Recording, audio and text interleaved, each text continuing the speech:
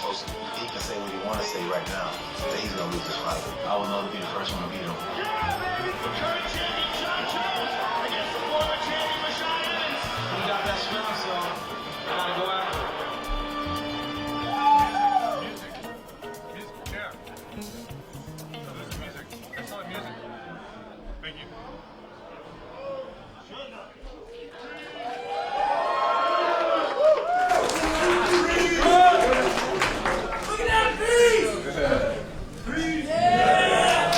I'm a little skinny right now.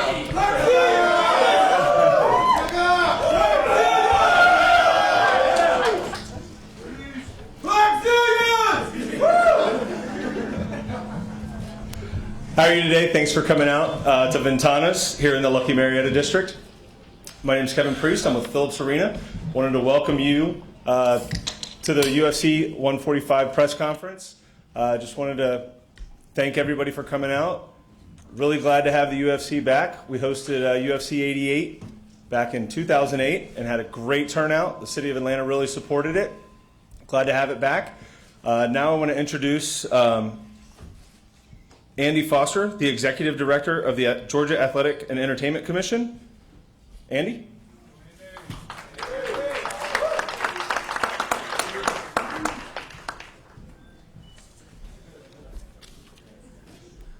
Ladies and gentlemen, members of the press corps, distinguished guests, as Executive Director of the Georgia Athletic and Entertainment Commission, it is my honor and privilege to welcome the Ultimate Fighting Championship back to Atlanta.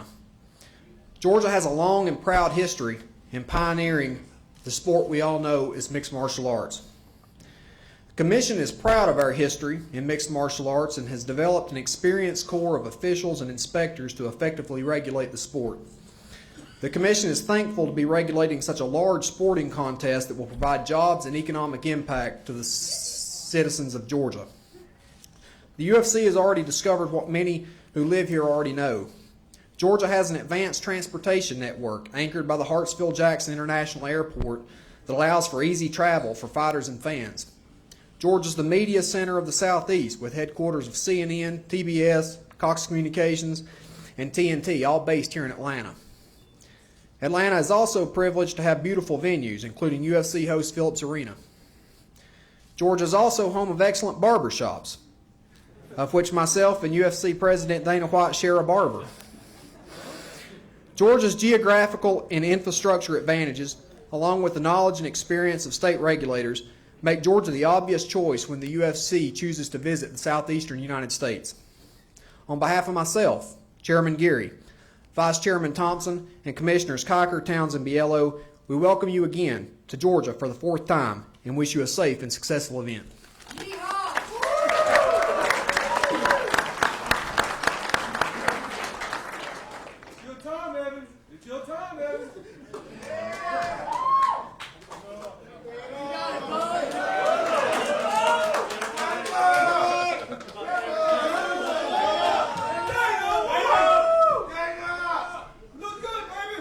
Thank you, guys. We appreciate it. What's up, Atlanta? How are you? We are happy to finally be back here, bringing a huge fight for you guys. I just got to let you know first, tickets go on sale tomorrow at 10 a.m. Tickets are available at Ticketmaster.com and the Phillips Arena box office. That's it. Who's got the first question? Right here. There you go. Yeah, raise your hand and they'll bring the mic to you. Lorenzo recently posted on Twitter that Forrest Griffin and Tito Ortiz will fight for the third time. Is there any chance that would happen on this card? It's a possibility. It was supposed to happen on the next Fox show, but we'll see what happens. We'll see what happens, but it's possible. I know. Go ahead. Hi, Danny. Jeff How are you? Armstrong, Griffin Daily News. Listen, I wanted to ask about this card here. What would you say to get the guys about training? Because it's 2 months to this fight, and if they get hurt, one of them gets hurt or something, that might really damage the card. So what would you try to tell these guys about training for these next 2 months? Well, God forbid that should happen, but I don't tell these guys anything about training. These guys know how to train. They're professionals. These guys have been in a ton of fights in the UFC now. Injuries do happen, and hopefully one doesn't happen in training for this fight.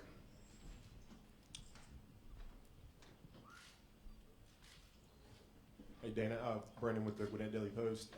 What did you like about coming to Atlanta that first time that made you want to bring them back, the fight back to Atlanta, and why these two guys? Why match them up for this fight? Well, it was a very successful event the first time. This is a huge market for us.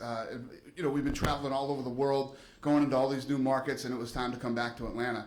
And obviously, we wanted to bring a big fight back. Rashad did pretty well last time he was here, and this is. A lot of times, just this fight fell on this date and this place. Just worked out that way. Chad with The Real MMA Today. First question for Jon. Do you expect to have Greg Jackson in your corner for this fight? I don't expect him to be in my corner. I was just saying recently in an interview, Greg has taught me this whole thing about being an artist and being a great artist. And he said, in order to be a great artist, you need a great coach and a great teacher. You need someone who's always giving you new paint brushes, and that's what he'll do leading up to this fight. He's going to give me lots of new tactics, lots of new ways of thinking and approaching the sport. And then I'm going to have the canvas on April 21st to paint a new masterpiece. All right, and for Rashad, what is your relationship like with Greg Jackson today? We don't have a relationship. We don't really talk no more. I haven't talked to Greg in probably a little over a year. Oh, he still loves you, man. You don't need no friend.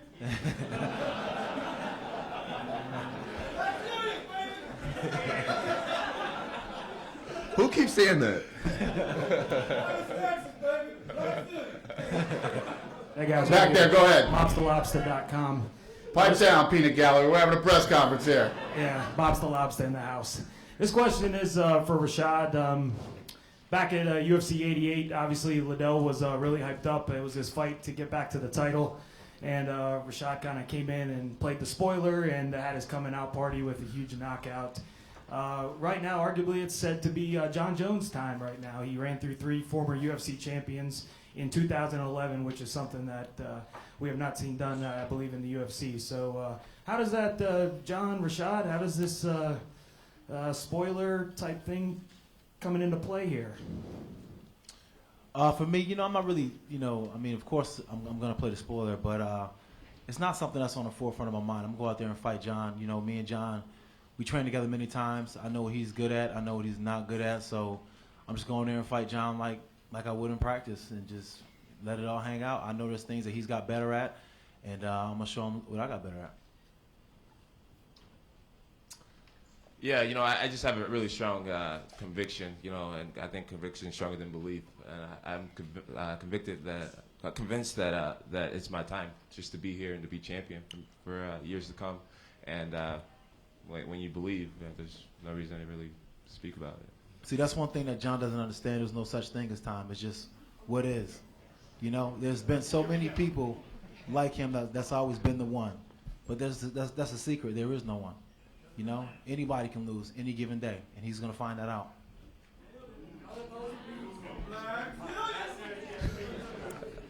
Hi, Dana. Jose Santiago with Inside Punch. With regards to the card, is it pretty much set in stone, or have any considerations been made to some of the local guys here in Georgia, Brian Stan, Brian Bowles, and Rafael Esencel? I actually have no clue. Wish I could answer your question, but I can't. We're as usual, we're bringing a great card to Atlanta. This is the big fight that everybody's talking about right now. This is the fight that we brought here for the press conference. But off the top of my head, I don't know the answer to your question. I apologize. Anybody else have any questions I can't answer? Hey Rashad, John Newton with 790 The Zone. You opened as a huge underdog in this fight. Just having lost one fight in your career, does that irk you at all? No, I don't get caught up with the odds makers make. If I did, then I wouldn't be where I am right now. I just go in there and fight. Each fight is new, and then let them make new odds about me in the next fight. Thanks.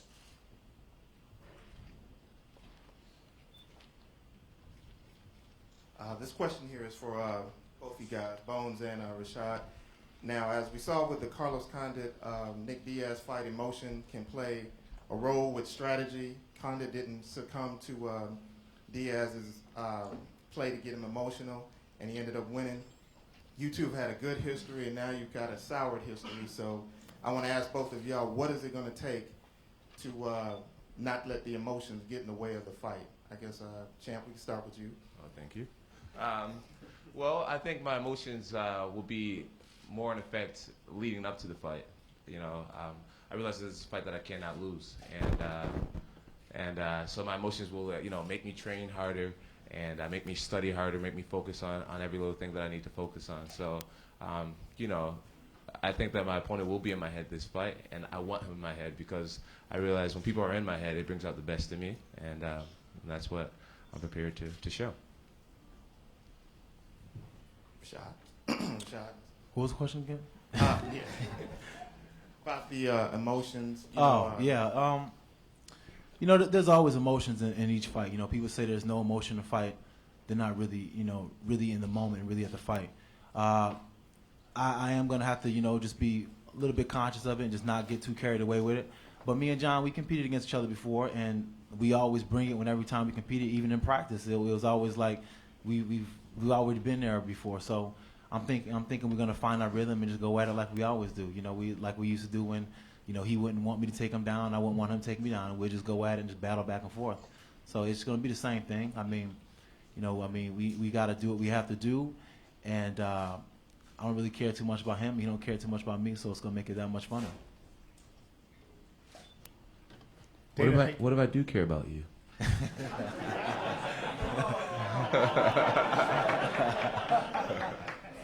Dana, on behalf of all the fans standing over here and myself, thank you so much for coming back to Atlanta. It's very much appreciated. One name to add to that list from Jose is Byron Bloodworth. He fought Mike Easton in his backyard. Let Byron fight here in his backyard, please. Thank you to Zions for allowing me to come today. Real quick, Jon, you were a commentator on the last show when Rashad was fighting, and you were extremely confident when you were commentating and extremely happy that this fight was going to happen. Can you comment a little bit on that? And Sugar, I want to hear more from you about this rivalry. I asked Jon before the press conference. He said there really wasn't a whole lot of beef from his side, so I want to hear more about the beef from your side. Thank you, Dana. Yeah, with the commentating, I expected a lot, in the fight. There was like this whole Rashad 2.0 thing that was getting started, and then his first fight on a new camp, his body looked better. Saw some differences in his game. And in the last fight, I didn't see any progression whatsoever, and I'm honest. I'm really honest. So it inspired me and it made me really happy about what I saw, and I said, wow, if that athlete shows up on April 21st, it's gonna be an interesting night. So I was just so much more. Obviously I like to fight the best fighters in the world, but when you see the best fighters in the world and you realize differences in skill sets and all that type of stuff, it just remotivates you. So it's like your competitor reporter, and he's not doing his job well, and it's just like, oh, this is going to be great. So I'm excited. I don't know. I've seen something different. I read body language a little bit. I study psychology. And if you see Jon and the way he was swiveling that chair, he couldn't keep still. It's like he was Stevie Wonder for him, and he couldn't keep still. So I don't know. He can say what he wants to, but he already knows what time it was. He knows it's not going to be an easy fight. He knows it's going to be one of the fights that it's going to be the hardest fight of his career. He already knows that coming into this fight because he competed against me before. He already felt what I have. So he can say what he wants to about how I compete against somebody else. He already knows what time it is when we go together. He already knows. Yo, you know. Bones fans, you guys better wake up out there, seriously. All right, there's one. Hey, welcome back to Atlanta. Kimberly Sargent with Inside Punch. Last time you were here in Atlanta, we, of course, loved your presence and you shocked the world. You, Dana, were very disappointed about the turnout from Atlanta fans. So what are you going to do to ensure that the fans actually show up, besides these guys here, and support these guys? No, I think that the last event here was successful. I thought it was a good event. The first time we'd ever, been in this market. There's this thing that we've had with the East Coast over the last 10 years where we've been trying to break into the East Coast that isn't as big as the West Coast. But I got a feeling it's going to be a big one. We can't wait. What's that? There you go. See that? We've only been beat by Barbara Streisand. Actually, that's funny because when we go around the world, we break all these records. We were in one country, and we were on this roll. We were breaking all these records, and I think we went to Ireland or something. The only bigger gate that was Dolly Parton. Hey, Dana, I was wondering if you could tell us a little bit about each fighter and what they do well and why you think it'll be an intriguing fight. Yeah, I think they're like they've both been saying here today. They're both hardcore competitors. What this kid accomplished over the last year is phenomenal. It's unbelievable.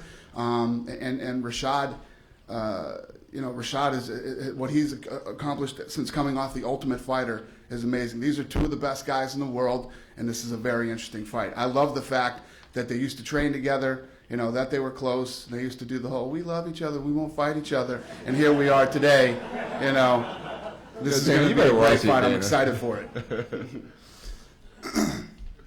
One more question, I'm sorry. Just want to ask you guys the question I asked Dana earlier. We got 2 more months before this fight begins. And I mean, as we saw with George St. Pierre, ACLs can get broken, ripped, and man, stop talking about injuries. What are you doing? You're jinxing this card, man.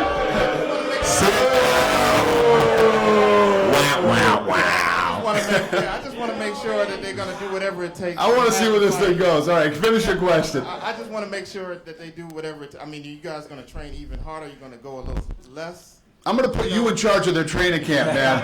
I like the way you think. Yeah, that's all I'm saying. No, I mean, with any training camp, you always subject yourself to injuries. That's what it means to train. In MMA, unfortunately, the training is the hardest part of the sport, and you usually get banged up in training camp.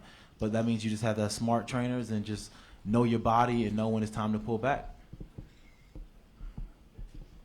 Same thing. I try to train really smart at all times. I'm not really big on heavy sparring, or I just really methodical with the way I treat my body and the things I eat, when I sleep, and everything. I'm just really in tune with what I'm doing, and I'm 24 too, so I think my injury rate should be a little lower.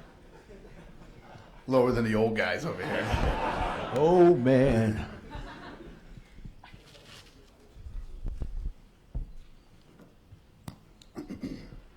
This question's for all three of you guys, I guess. What do you think about the fight last night, the main event? I know both of you guys have trained with Diego before. I definitely agree with the decision, but do you guys believe that if the fight would have been 5 rounds, the outcome would have been different? The hotel I was staying at didn't get Fuel TV, so I actually missed the fight. Everybody get out there and order Fuel TV today. You tell Comcast. They're going to listen to me? What do you think, Rashad? Go ahead. I thought Diego fought a really good fight, and it's always... See, the thing about Diego that always impressed me is the fact that he just brings it every single time, and even when he getting whooped, he just got that dog in him, and he just keeps going. It kind of reminds me of Trainer, and he's the same way.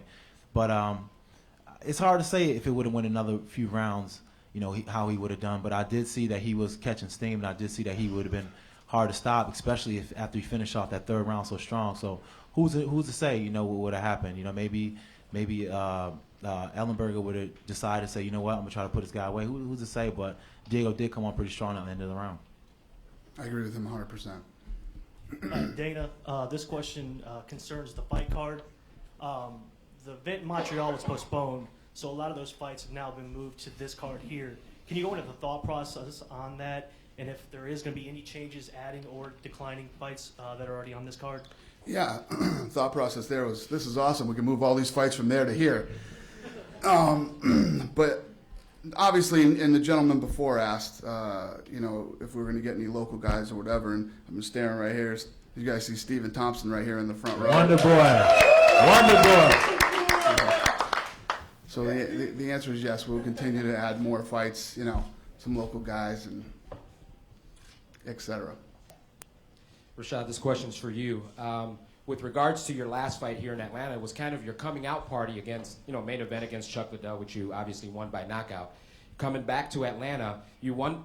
That fight catapulted you to getting a title, and you got the title, but you didn't hold on to it as long as I'm sure you would have liked to. Mm-hmm. How important is it for you to not only beat Jones, but get that title and maybe hold on to that title a little bit longer?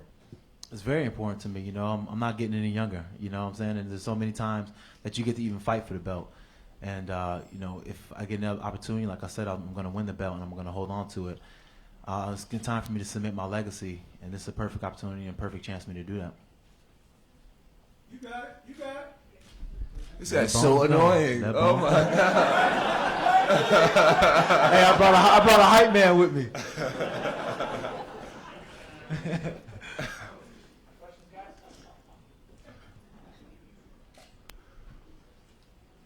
No more questions? You guys are done with us? Oh, there we go. We got a guy.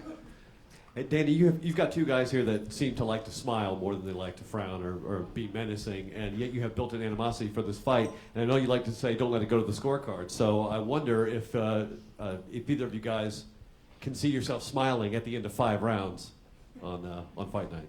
This fight won't go 5 rounds.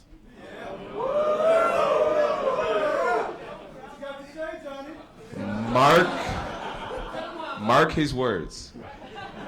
We won't go 5 rounds. Right there in the back, we got a guy. So you mentioned Stephen Thompson. Congratulations, Stephen, on your last victory. Dana, talk a little bit about how amazed you were with that victory and that head kick with that display that Stephen put on the last. Yeah, no, it's incredible. You know, it's tough to come into the UFC and, you know, these guys have incredible records somewhere else, and to come into the UFC and not only win but to pull off, you know, what people expect from you is a whole nother story. Very impressive, and no, it's exciting, fun to watch.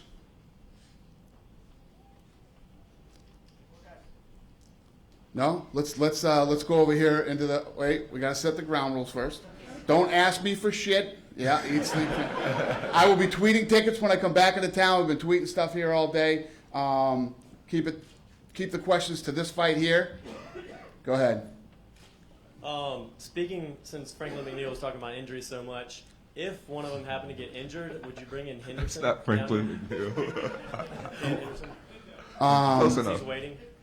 I don't know. I mean, you know how it works. When fights fall apart, we're very good at putting them back together. You know, so we'll see what happens. If something happened, we'll fix it. Problem with Henderson is he needs like 13 weeks to train or something like that. This one's for Rashad. A lot of Jones' opponents seem to be frozen by the distance and timing that he brings. How much advantage do you think you have in the fact that you've trained with him and you won't be surprised?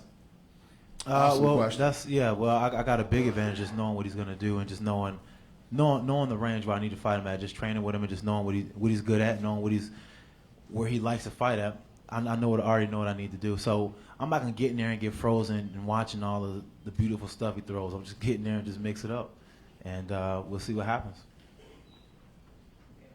Yep. All right, sir. Atlanta fans are really excited about these two guys coming to Atlanta. Thank you very much for bringing it to Atlanta and seeing these guys. But being 2 months out from your fight, how is your training as far as being at that weight level 2 months out? And then how much further along when you're 1 week out and 2 weeks out, do you really kind of come down to 205 at that point? What's your weight right now, you two? Right now, I weigh about 226, and I feel really healthy. I haven't really started weight training yet, but I feel healthy, and usually I get into the camps really out of shape, but I'm going to start this camp in great shape, and I won't have a problem making weight whatsoever. And as far as what I'm doing for training, just focus on the mental training as of right now, just tactics and things like that. And I think his other question is, what will your weight be when you get to Atlanta? When I get to Atlanta, I'll probably weigh about 216. Sean? My weight, I'm like at 220 right now, and baseline, I got a pretty good baseline shape, being that I just fought not too long ago, so I feel pretty good right now. Week of the fight, I'll probably be at 215, and I'll stay at 215. I like to fight around like 215. I got a question for Rashad. Due to the fact that this fight here pretty much started because you and Jon used to train together, Greg Jackson, and now you have All-Star Overeem and Bigfoot Silva. Big Silva probably coming over to the UFC through Strikeforce. Would they fight each other if Dana White asked them to? Do that? You guys in the same camp now? Slick way to ask that question. Well, I don't think that they're gonna train together. I don't think they're gonna train together just because of the simple fact that when you're competing against somebody in the same organization, it's inevitable you might have to fight him, especially if you guys are going in the same trajectory. So I don't think they're going to train together. Yep. Why is there not a fan expo in Atlanta?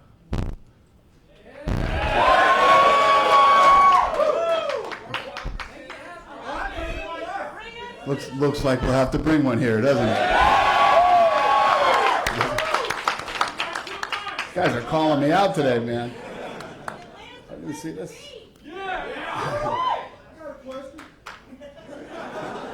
Hey, Rashad. We'll get you guys. Right here. A lot of good questions. We'll get you guys. It's hard to find a lot of information on your new camp, and I was just wondering who some of the guys are on your camp. I saw an article that said Jake Shields, but is he just training there, or is he part of your camp, or? Jake Shields came down and did a couple weeks with us. Yeah, Miguel Torres, he's gonna come down and do some time. We just got so many new guys coming in. You know, we got Tyrone Spong, Melvin Gillard, Anthony Johnson, Michael Johnson, the Villafort brothers, Jay-Z Cavalcante, Alistair. I mean, we got a lot of good guys, and it's really a lot to name. I'll be here for a while doing it, but we got a good team coming together, and a lot of people with the same mindset just to get that hard work in. We working on that. These guys are schooling us today. You hear that? You better get a website for that team. Next question. Good questions today, though, guys. I love it. What's up, fellas? I mean, y'all are both seasoned professionals. Y'all both are two of the best in the world. Rashad, how do you plan on dealing with Jones's creativity as a fighter? Because I know that's a big part of striking, especially, and just fighting. You know, one thing about always training with Jones is that he inspires me to be more creative. When we train together, he'll get me doing more stuff when I train with him. So, I mean, I'm not really worried about that too much. It's just that I always rise to the level of my competition.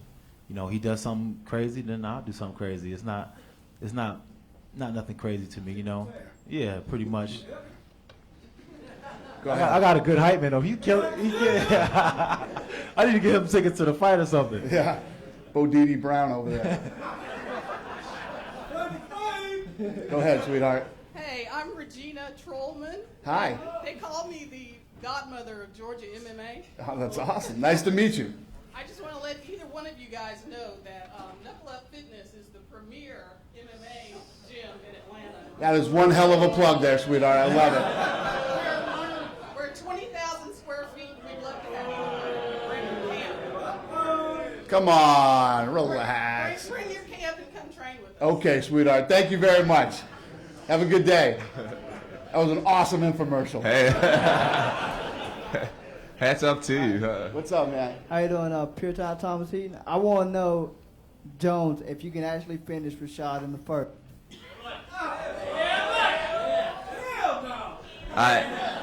I'm gonna be cliche and just say that I'm gonna go out there with great intentions and train really hard and just have fun. I realize when I have fun, great things happen. And, No, but what do you really magical think? things No, happen. what do you really think though?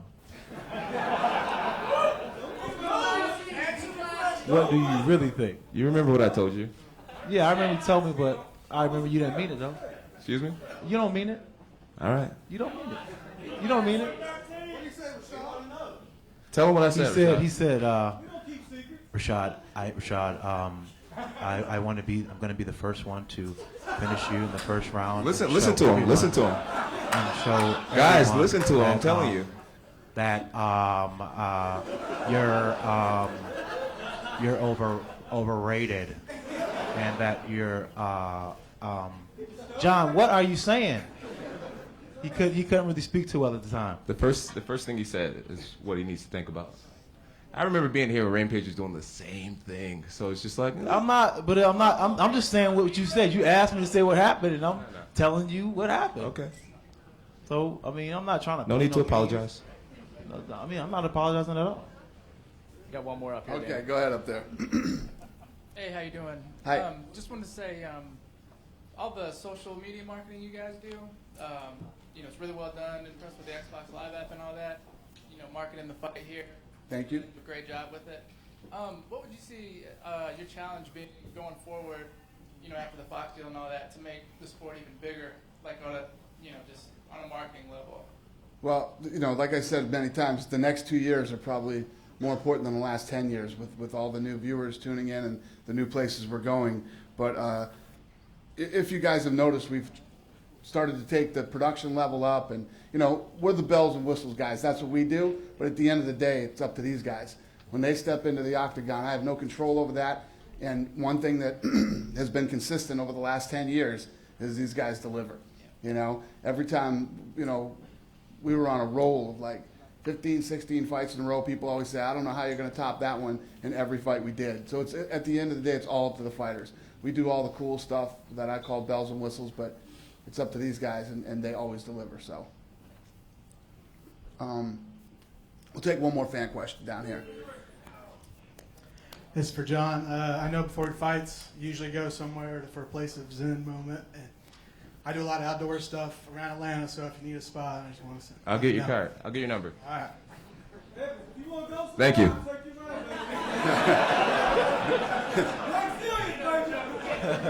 All right, thank you all very much. We appreciate your support. We're going to get this thing out of here. I'll square these guys off for photo ops.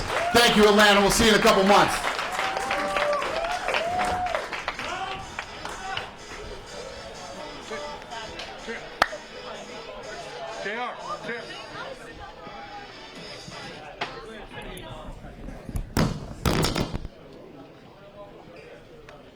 Hey, you guys want to say what's up for a twit pick?